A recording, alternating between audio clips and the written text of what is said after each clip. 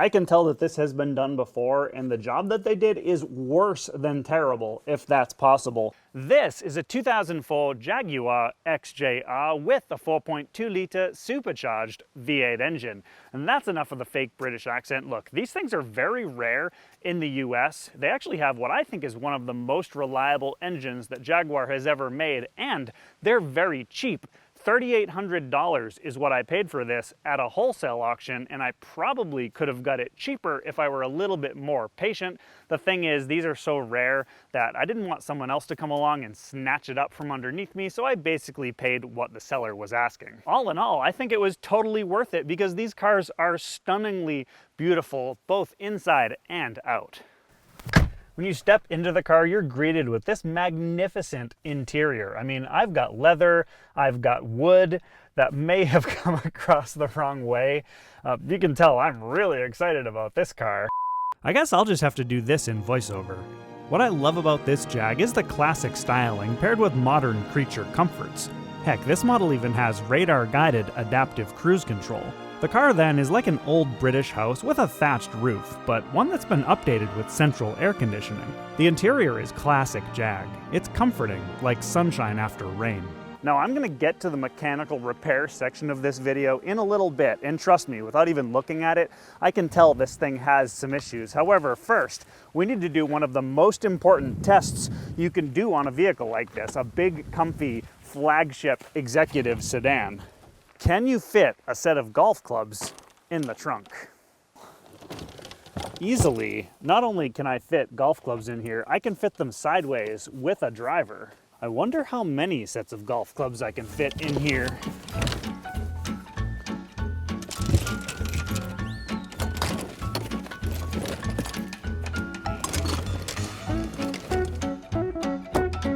Well, that's very impressive. That is 4 sets of golf clubs. You can tell the people who were running Jaguar at the time played golf. Okay, first issue I have to deal with. This hood release is totally broken. The cable's just hanging here. I mean, might as well try getting some vice grips on this.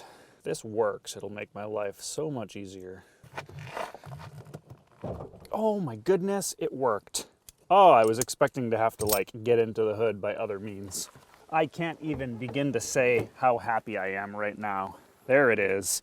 Beautiful supercharged engine. No engine cover, but that's fine. It actually looks good without it. All right, I got the back seat full of fluids and parts, so let's get this thing in the shop and start working on it. So the engine starts right up and it sounds great. Check engine light is on, the brake light is on. Put it into gear. The first thing you notice is that the power steering does not work at all.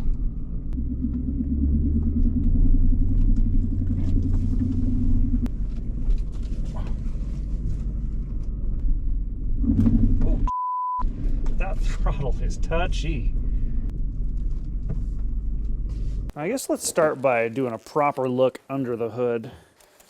Engine oil, it is like a hair low, but it looks like oil, a little bit dark, but that's really not too bad. I'm happy with that. While we're over here, power steering. The reservoir is totally empty. That's not surprising. So there's going to be a power steering leak somewhere I have to find, and that's why the power steering isn't working. Coolant, I wonder what color it's going to be. I think the factory color is pink if you pay the $1 million a gallon for actual Jaguar fluid. Oh, this is orange. Okay. So this is what I ordered to replace it. G30. It does say Jaguar there. I'm going to have to see if this is compatible with that orange coolant. It probably is, but you got to check. Brake fluid is hidden away over here in this compartment. Yep, it's brake fluid, the level's fine, but it definitely needs a flush. It's dark. Check the tires for looseness. Can you guys see that? I'm barely putting any pressure on this. That is very loose right there. If I do it in this direction, it's tight. So that tells me it's probably a bad tie rod end. Over here on the other side, that's also loose. So probably a bad tie rod end. There's also a little bit of play here too. This might have a bad wheel bearing. It's not like terrible, but it's starting to go. Rear wheels, that's tight. Everything seems good back here. Brakes. The pad thickness on the rear brakes here, it's not terrible, but it's getting a little bit low. Like, it's still fine, but I'll probably replace those pads and throw a new rotor on while I'm at it.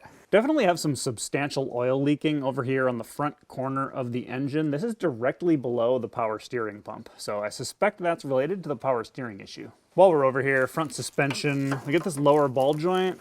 That seems nice and tight. And the bushings over here look fine as well. Now, over here on the other side, the ball joint boot for this tie rod end is totally shot. Yep, it's got a lot of play there. Transmission oil pan is leaking here, but that's fine because I'm gonna replace it. This is a ZF transmission and the filter is integrated with the pan. So when I do my transmission service, it's getting a new one and it's gonna get resealed. Over here in the back, we got the differential, which looks okay.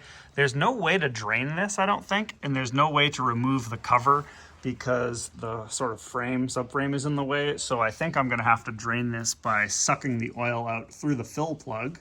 It's not ideal. So these sway bar end links, that boot is totally shot there, so I'll need to replace that. This toe link right here, that is totally shot, so I need to replace that. CV boot looks good there. The inner boot looks good as well. Will you take a look at this? Somebody replaced the air suspension with coil springs. It's got an R0 conversion kit here. At least it's a quality kit. I honestly find that to be really disappointing. If I had known this car was converted to coil springs, I probably wouldn't have purchased it. You can count me as someone who loves air suspension due to its superior ride quality. In my opinion, that's the whole reason why you would buy a car like this. Now, I do concede having air suspension increases complexity and therefore reduces reliability. I mean, eventually you're going to have air leaks, and if you don't trace them down, then your compressor runs more than it needs to, and you might need to replace the compressor. It can really snowball on you, and it can be an expensive nightmare.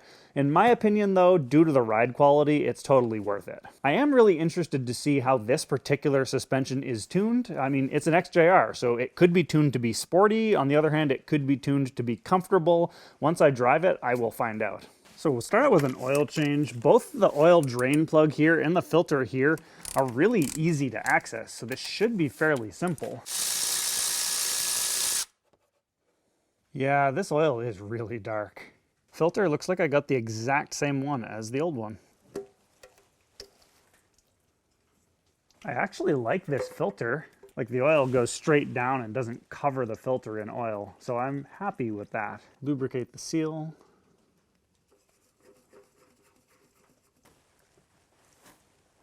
Yeah. Don't forget to put your drain plug back in, or bad things will happen. I guess I'll put some oil in this before I forget.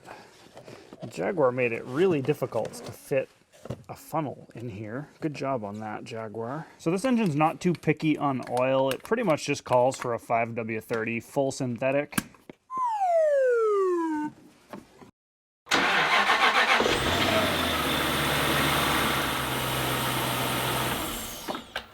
Check the oil level. By the way, I love how this engine has an oil pressure sensor.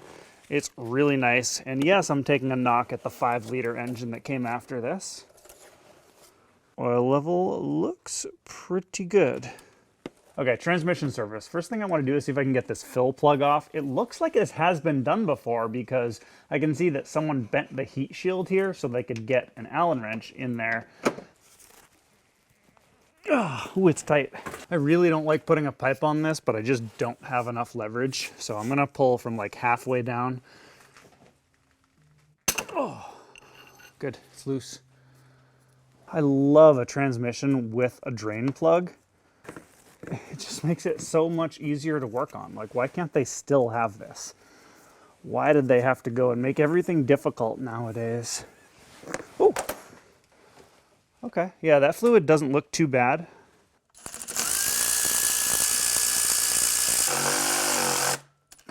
Come on. Oh no, I'm not damaging the fastener. I'm twisting my Torx bit. Don't buy cheap tools. I tell you what, that's ridiculous. New T27 socket. Oh, wow, nope, this one's bending too. What is going on over here? Frankly, it's a stupid design. I mean, this tiny little Torx head on a big bolt. That got it loose. Much later. So I got all but 5 of these bolts out, and the 5 that are left all have stripped heads, and that's just because the T27 Torx is too small to remove these bolts once they're corroded in place. So it's just a bad fastener design. I'm going to show you guys a trick for how I can remove these with an angle grinder and some other tools. First step is to drill a nice slot right in the head of the bolt.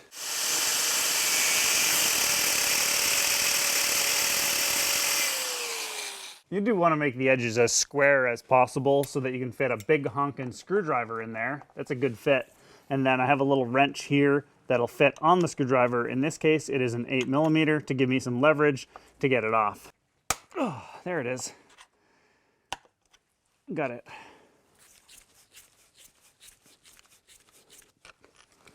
Perfect. Okay, new pan, it's got a filter integrated in, it's got 2 magnets. I think this was like 75 bucks. I really can't complain too much for what it is. That's not a bad price. Lube up the O-ring here. Put that in there. Well, unfortunately, I can't really fill this up until I have new bolts and they're all torqued down and whatnot, so I guess this is gonna have to wait until tomorrow. Hopefully the hardware store has something that'll work. Tomorrow. I picked up these M6 flange bolts, and I think paired with a washer, it'll hold this pan on just fine.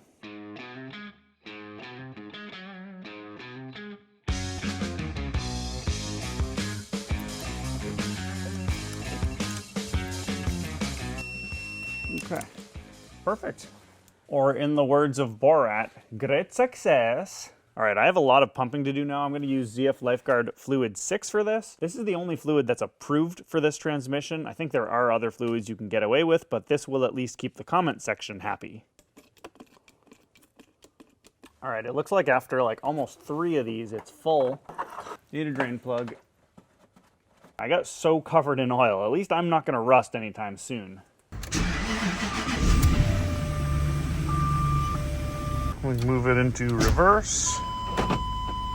Going through all of the gears allows the valve body to fill with fluid so I can get the correct fluid level.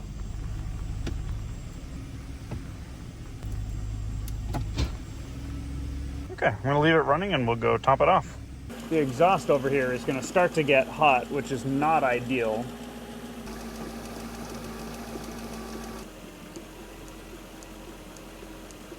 I mean, it looks like we might be there. Yep, I think we're good. Put this fill plug back in while it's still dripping a little bit, and that is the correct level. What's the right tightness on this? I think it's like click, click, about that tight.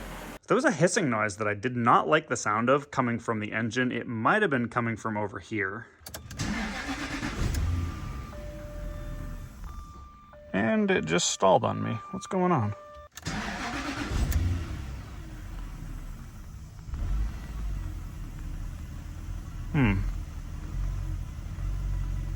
Can you hear that? Sounds like it's coming from somewhere in there. I broke out my mechanic's stethoscope, which is great for pinpointing the source of a sound.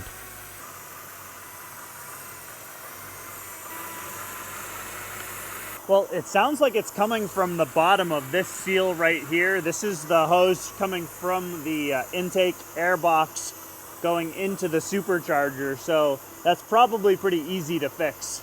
So this leaking intake suggests that the air filter here might be really clogged. That's what we're dealing with. I mean, it's dirty, but it's not that bad. I don't think this is the problem. Either way, I did get a new one.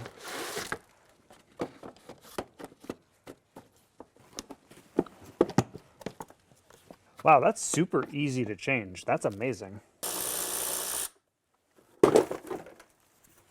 Okay, so fuel filter here. If this is clogged, that could be the reason why the vehicle was stalling. I was planning on replacing this anyway, so might as well do it now. I did not release the fuel system pressure, admittedly, but it's okay. I'm wearing safety glasses and I'm gonna keep my mouth closed.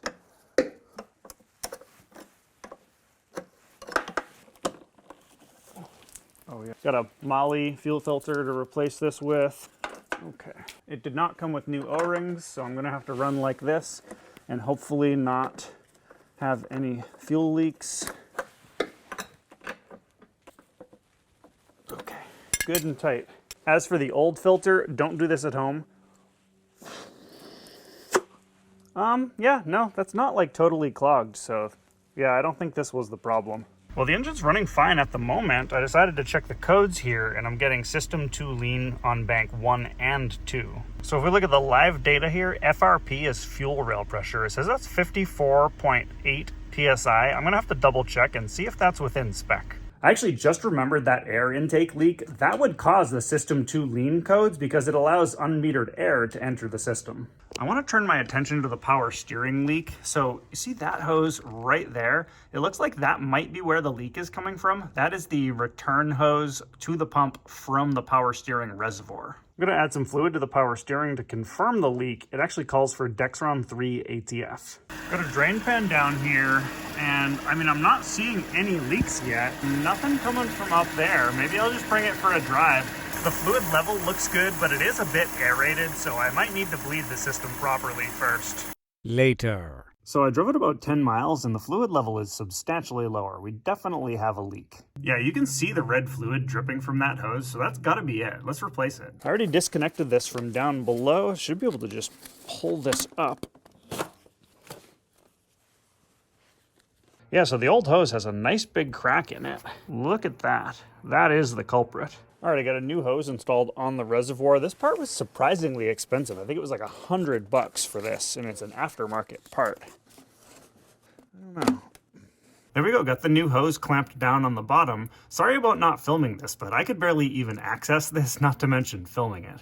A little bit of a side benefit here, this subframe is not gonna rust anytime soon. The factory specs call for mobile ATF specifically, so I figured might as well use it.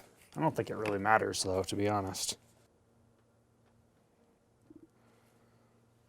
Bleeding the air out of the system basically involves turning the steering wheel from lock to lock a bunch of times. I'm going to start by doing it with the engine not running, and then eventually I'll turn the engine on and do it with the engine running. I know that it's done when I can look in the reservoir and I don't see any bubbles. If there's any air in the system, the oil tends to get aerated, so you'll see lots of really small bubbles in it. That's pretty bad because it prevents the system from working properly. Yeah, you can see the bubbles in there. I definitely am going to have some work to do. I bought new supercharger and accessory drive belts. However, I don't know if like pulleys and accessories are any good, so I probably should get in here and check so I'm not waiting forever on parts to come in. All right, I've decided that I need to drain the coolant on this because this expansion bottle here just needs to be disconnected, and I'm gonna drain the coolant anyway, so I might as well do that first. It looks like there's a really convenient radiator drain valve here. Okay, it's somewhat convenient. This is gonna take a while. A little while later. There we go. This can kind of just go over here out of the way. Okay, access granted, sort of. First thing I need to do is remove this belt right here, which is the supercharger belt. It's an 8-rib belt. And then behind it, right in here, you can see the accessory belt, which is a 6-rib belt. 1/2-inch drive on this tensioner. There we go. Okay, supercharger belt here. You gotta remove that tensioner there in order to get the belt off. The only way to get this tensioner bolt here is from underneath, and it's basically just 1/6 of a turn at a time.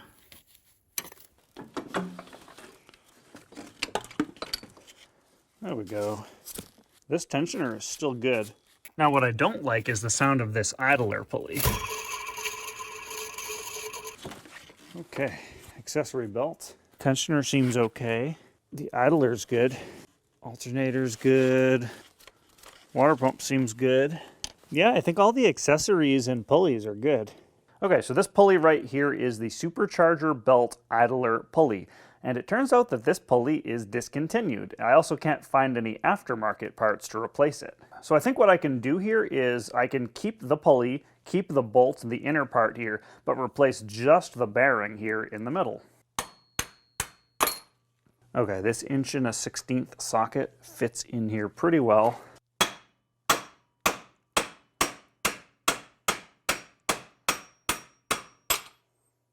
This is the bearing itself. Okay, it's very difficult to read, but on the outside, the brand is FAG and the model number is 559247D. After a quick web search, I found that that part number translates to a 6303-2RS bearing. All right, got the new bearing in. It's a high precision bearing. It's made by SKF 6303-2RS and it's made in Italy. I'm going to apply a little bit of grease to this so the bearing goes in a little bit more smoothly. I'm going to install this the easy way, which is just banging it in with a hammer.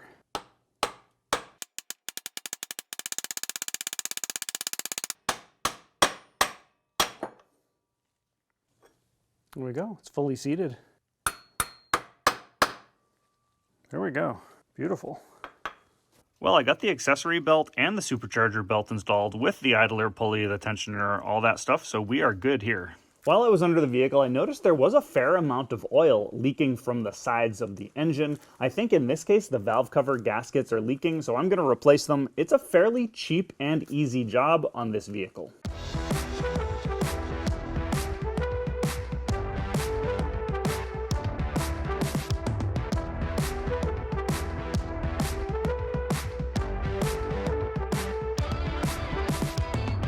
Well, I got the valve cover off and oh boy, I can tell that this has been done before and the job that they did is worse than terrible, if that's possible.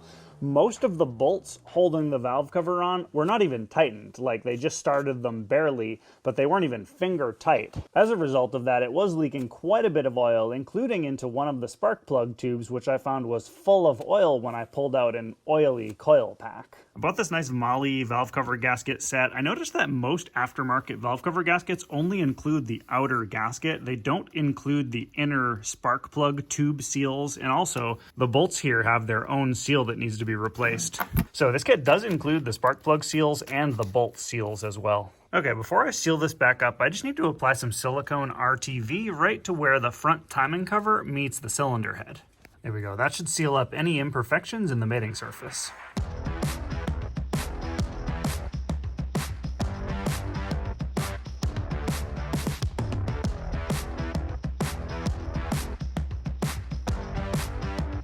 While I'm in here, it'd be a good idea to throw some new spark plugs on it. I'm just throwing on some NGK Iridium spark plugs. I've said it before and I'll say it again, don't install cheap spark plugs. All right, we'll start threading in the new plug by hand. You don't want a chance messing up the threads on your cylinder head. Click, click. Here's a close-up of two of the old spark plugs. While they don't look too bad, there is an accumulation of deposits, especially on the left plug. This could be caused by fuel quality, oil leakage, or engine operating duration. Okay, coolant. I did check, and this stuff is compatible with the orange coolant that's in it. Essentially, this is a newer, more advanced technology, but it is okay to mix them.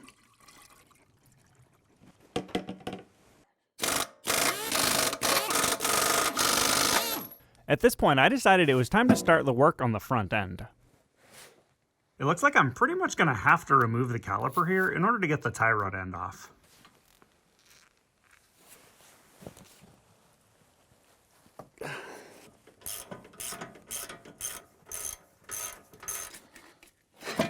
Oh wow, this is really light.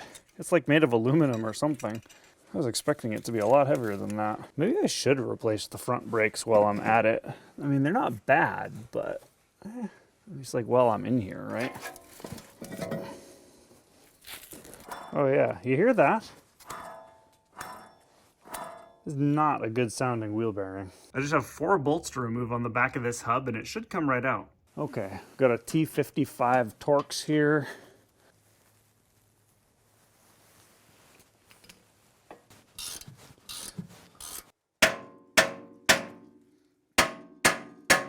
Yeah, I think I'm making progress. Just gotta hit it harder.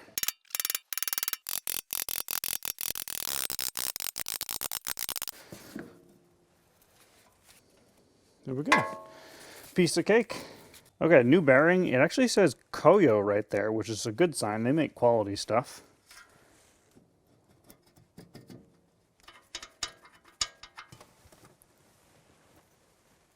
Click, click.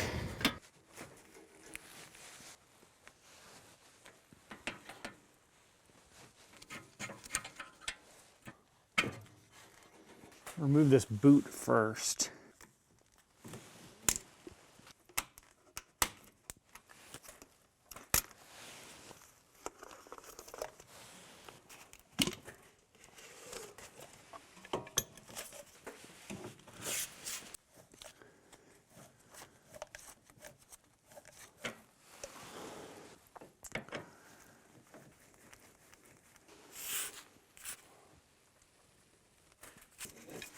Got a new boot for this, Lemforder. I always like to use quality parts, as you guys know.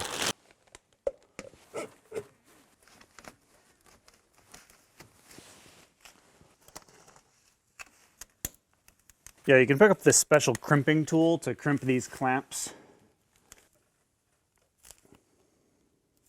Okay, that looks pretty good.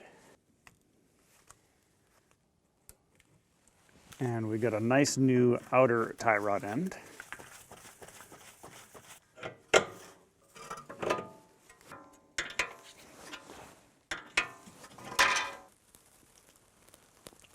That's probably tight enough. Okay, this gem nut here, I'm not going to bother tightening this now because I still need to do sort of like an eyeball alignment, and I'm going to need that loose for that anyway.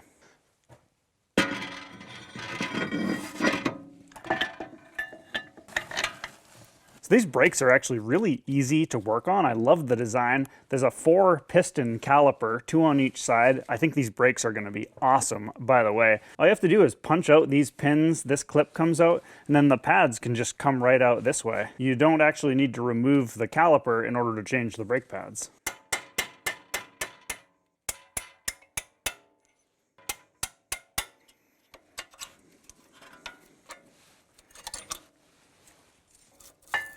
Huh. Oh, the brake pads just come right out. That is fantastic. New brake pads. I'm going to lube up the appropriate places with a little bit of brake parts lubricant. Pop them in.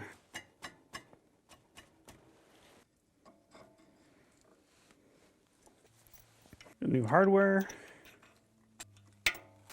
Okay, I guess I don't need to install this yet. So this goes like this.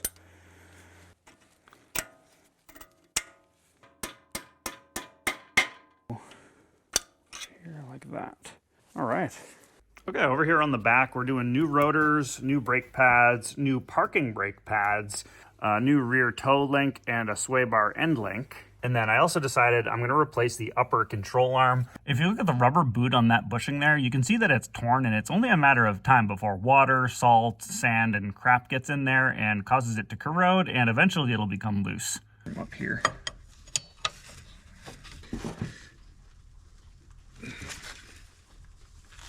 Go. See, there it is.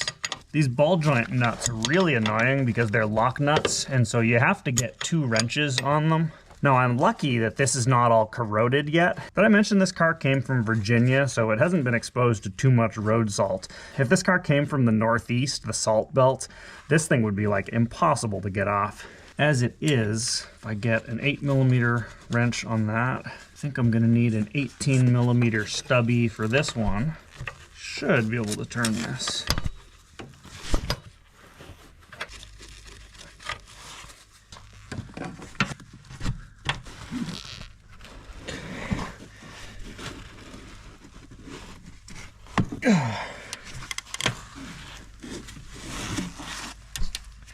All right, we're making progress.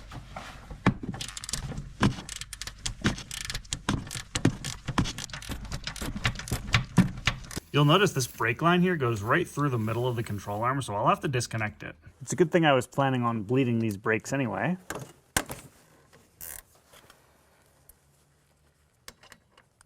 There we go.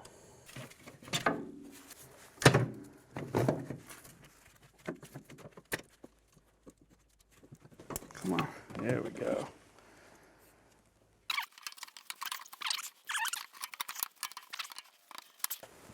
These control arm bolts are getting a healthy dose of nickel anti-seize lubricant. This is the expensive stuff. If these ever have to come apart again, this is going to make a world of a difference. Okay, before I tighten up these control arm bolts, I have to jack the suspension up to its normal height. It's kind of important.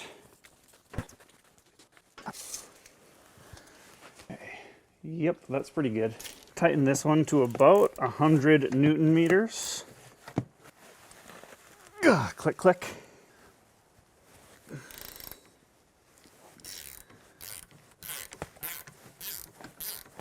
Looks like this caliper has to come off so I can get this bolt out.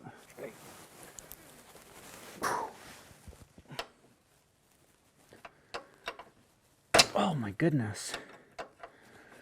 Oh, you're f***ing kidding me.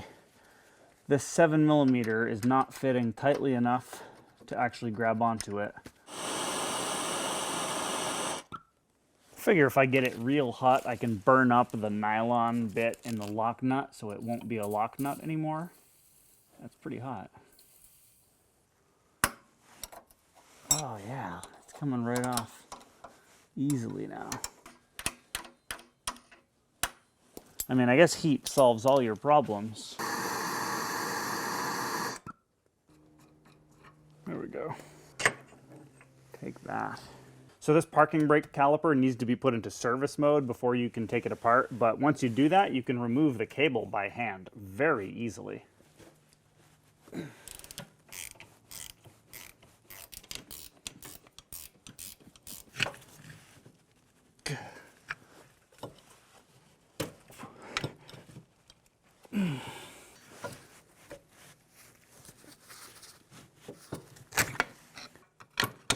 There it is. Good thing I'm replacing these pads because they're toast now.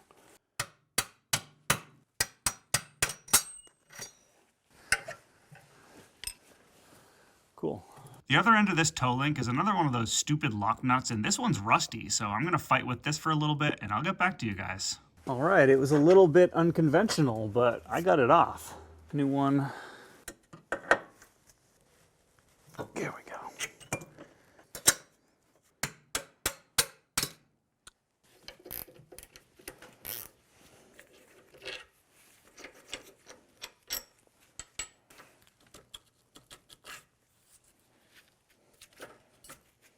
So I got to reset this piston here, and I'm going to do it by turning it in with some pliers. You're supposed to have a special tool for this, but this gets the job done.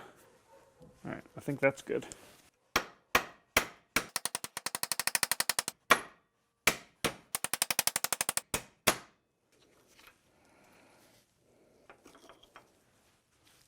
Back on like this.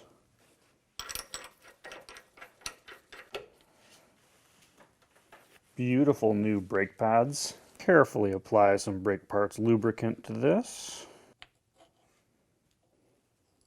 Unfortunately, I have to reuse these pins because I didn't buy new ones, so I am going to lubricate them to try to reduce corrosion so I can get these out again the next time.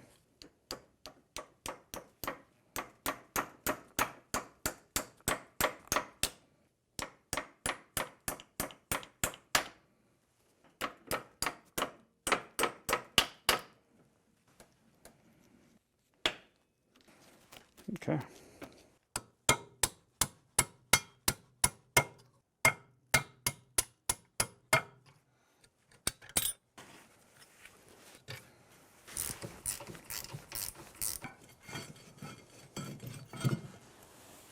Out with the old and in with the new. If we wipe this caliper down with acetone, it cleans the brake dust right up. Okay, we got some nice new pads going in a little tight.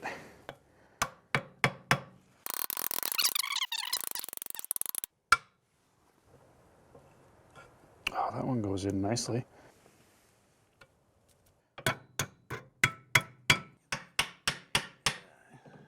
Oh, there it is. Beautiful.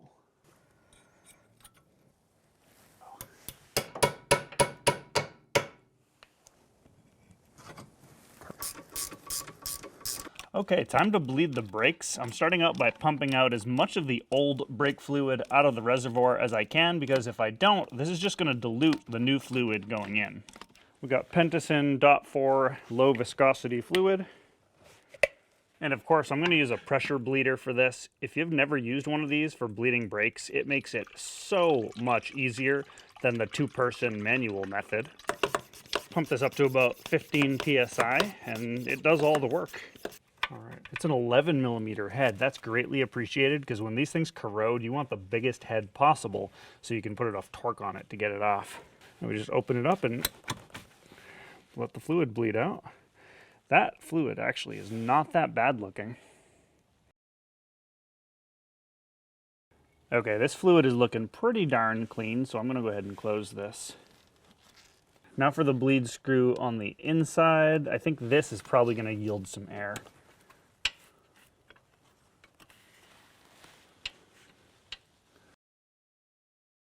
Okay, that looks pretty good to me. Now I just have to do the other 3 corners in the same manner and I'll be done.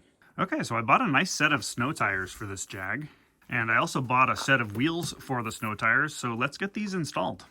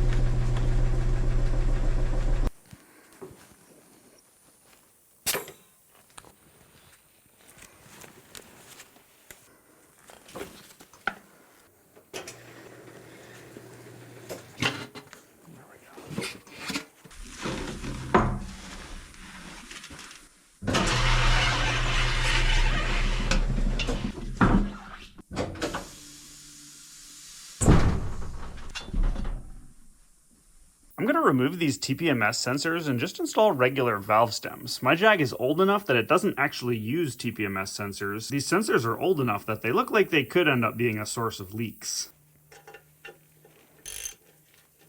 Whoa, that wasn't even tight.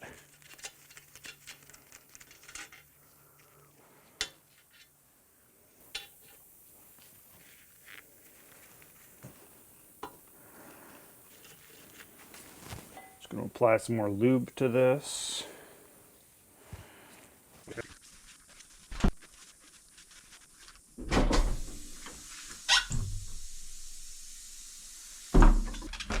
Yes.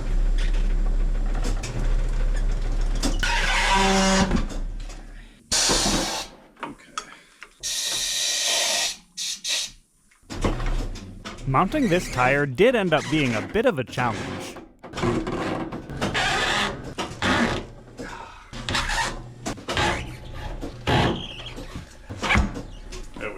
Perfect.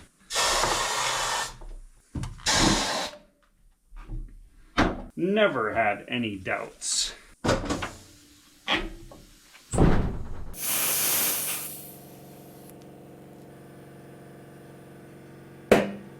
There it is.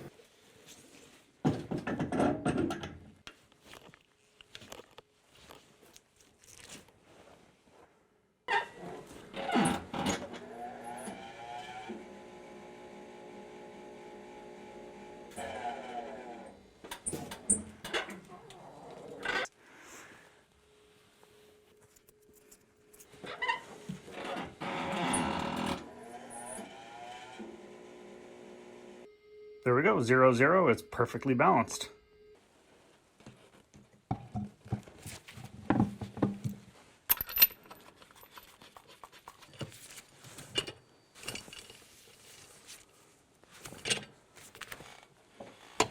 I'm going to start this up in a second, but first I want to change this cabin air filter.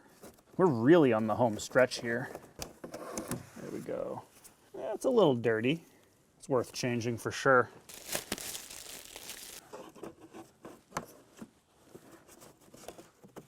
Okay, nice. That's pretty easy to change. All right, how about we bring this thing for a drive? Not only do I want to drive my car, but I'd also like to get the differential gear oil warm before I change it. So probably the feature about this car that I am most excited about is the radar-guided adaptive cruise control. Now this car being a 2004 model year, this is one of the first cars to ever have that as a feature. Now I'm driving here, my cruise control is set at 70 miles an hour, and I'm following this guy going slower than me at about 60 miles an hour. My radar is locked onto him and it's maintaining a gap. I can even adjust the gap with these buttons on the steering wheel so I get closer or farther away. Now that this truck just passed me, I'm going to move over into the left lane and we should take off, get up to 70 miles per hour and pass this car. This is such a cool feature. I'm pleased to report that the vehicle accelerates smoothly once your path is no longer obstructed. This is in contrast to a Toyota RAV4 that I once had as a rental car. In this situation, the Toyota would accelerate at full throttle, which is not only unsafe, but also terrible for fuel economy. Now there's not a lot of traffic in New Hampshire, generally speaking, but we do have a lot of 2-lane roads. That's 1 lane in each direction with no passing zones, and sometimes you get stuck behind people who are driving slowly and they don't use cruise control, so they're speeding up and slowing down, and having adaptive cruise control makes it so relaxing in that kind of a situation. As for the rest of the car, I mean, it's pretty nice. Obviously, I'm going to be comparing it to my Mercedes S-Class. That's the car that I drive most often, and it's my favorite car. I will say overall the refinement on this doesn't quite match the S-Class. There is a lot more road noise. The interior quality is generally not as good. I mean, that's a bit plasticky. The seats are very comfortable, but they're not as good as the S-Class. They're not quite as adjustable. They're not ventilated. The leather quality isn't that high. Now, I do have a few little things to nitpick about this car, and the first is the turn signals. This car does not have that convenience turn signal feature where you just move the stalk part way and it automatically blinks 3 times for you. I think that's a really convenient feature for changing lanes and whatnot, and this car does not have it. In the mid-2000s, I feel like pretty much all luxury cars, or almost all, had that feature. My 2007 Mercedes has this feature. I had a 2004 Audi that had this feature, so why doesn't the Jag have it? It really should. Come on, Jag, get your stuff together. Now, the Jag XJ is supposed to be a big, comfortable highway cruiser, and this car does not disappoint. It's comfortable, it's relaxing. I feel like I could drive all day and not get tired.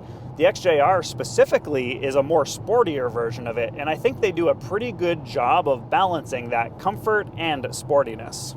Objectively, I think this car is not as good as the S-Class. However, this car is so much cheaper than the S-Class that I think it is very good value. And I honestly think these cars are very underrated. Now, would I give a general recommendation to go out and buy one of these cars? Probably not. However, if you like British cars and you don't mind turning a wrench here and there, I'd say go ahead and look into it, because you get a beautiful car for, frankly, a very small amount of money. Well, the rear diff is warm to the touch, which is good. The reason why I wanted it warm is because it'll help the fluid pump out more easily.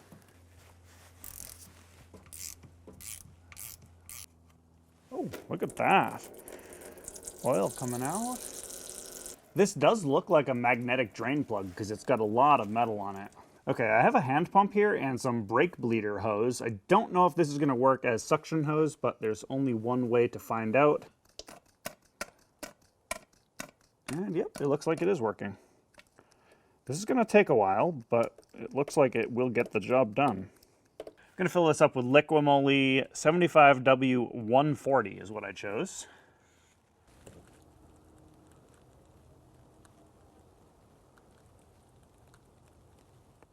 It's actually going fairly well. I might have to use a hand pump.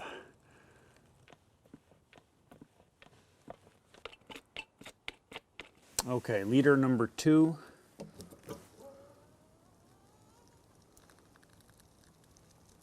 There we go. Let's get this plug in. I want it to be a little bit overfilled like it was, because why not?